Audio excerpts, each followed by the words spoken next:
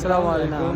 আমি এখন যেখানে আছি এটা হচ্ছে মসজিদে রাসূল আমাদের সাল্লাল্লাহু আলাইহি সাল্লাম এখানে নামাজ পড়তেন। এটা হচ্ছে সেই বড়ই গাছ যেখান থেকে বড়ইয়ের কাটা খুলে রাস্তায় বিছিয়ে রাখতো যাতে রাসূল সাল্লাল্লাহু আলাইহি সাল্লাম নামাজে না যেতে পারে। আর এটা হচ্ছে বুড়ির বাড়ি, এখন সেটা ধ্বংসতে পরিণত হয়েছে। সে রাসূল সাল্লাল্লাহু আলাইহি সাল্লামকে দেখতে পারতো না, জাস্ট এগুলো ধ্বংস বাইচা রয়েছে আর কি। তো 100 বছর আগে, 1000 বছর আগে এগুলো। এটা ছিল জানলা মেবি।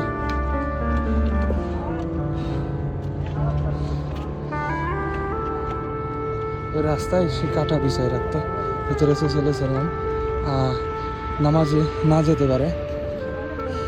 আমি মসজিদটা দেখাতেছি, এই পথে সে কাঠা বিছিয়ে রাখতো যাতে রাসূল সাল্লাল্লাহু আলাইহি সাল্লাম পাক নামাজে না যেতে পারে।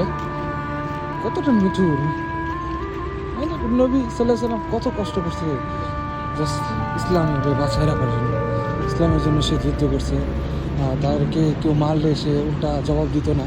যে ইসলাম অনুযায়ী যদি সে কিছু বলতো বা কেউ কিছু করতো তাহলে সে প্রচণ্ড রাগান্বিত হয়ে যেত। সে রাসূল সাল্লাল্লাহু আলাইহি সাল্লামের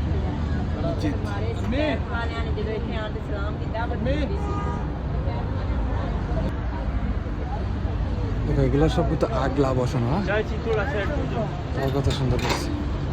এখানে রাসূল সাল্লাল্লাহু আলাইহি সাল্লাম নামাজ পড়তেন, আর এখানে ছিল হচ্ছে বুড়ির বাড়ি। এটা দেখতে পাচ্ছেন যেটা ধ্বংস আছে, এখন ধ্বংস হয়ে গেছে।